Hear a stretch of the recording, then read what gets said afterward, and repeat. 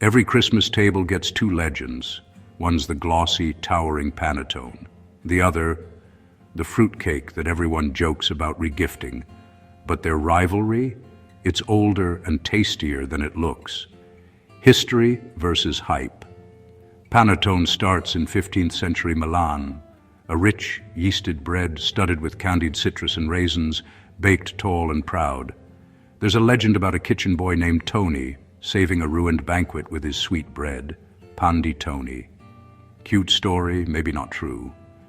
What is true is that Milan's wealth and spice trade gave bakers the sugar, butter, and fruit to turn a simple dough into a holiday luxury.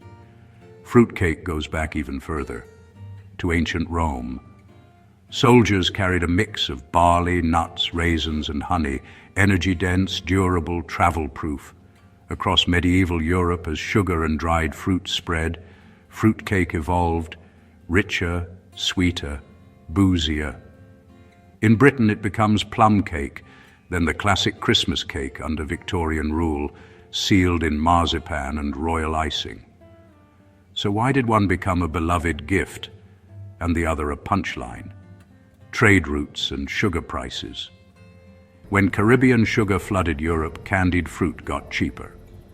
Panettone leaned into brightness, citrus peel, vanilla, and a fragrant, airy crumb. In the early 1900s, Angelo Motta in Milan re-engineered it. Tall paper molds, long proofs, extra butter, soft, cloud-like, gorgeously aromatic, and suddenly mass-producible without feeling industrial. It shipped well, looked luxurious, and came in gift tins that felt like a celebration. Fruitcake took a different turn. The British Empire spread it everywhere, from naval rations to royal weddings.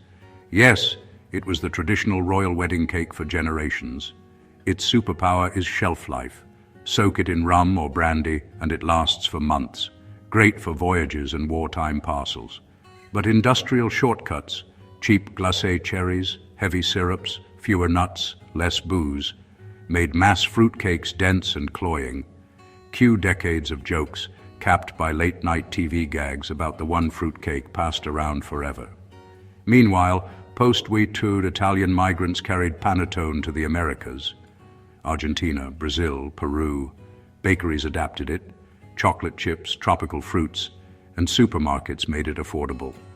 Modern palates favored lighter textures, floral aromas. Coffee culture loved a tearable, buttery loaf. Panettone became the gift you're happy to receive. Is fruitcake the villain? Not at all. A well-made fruitcake, properly aged, balanced spice, good brandy, can be phenomenal. A living archive of seafaring and scarcity. In survival plus hype, Panettone rode changing tastes and smart packaging, while mass fruitcake hurt its own rep.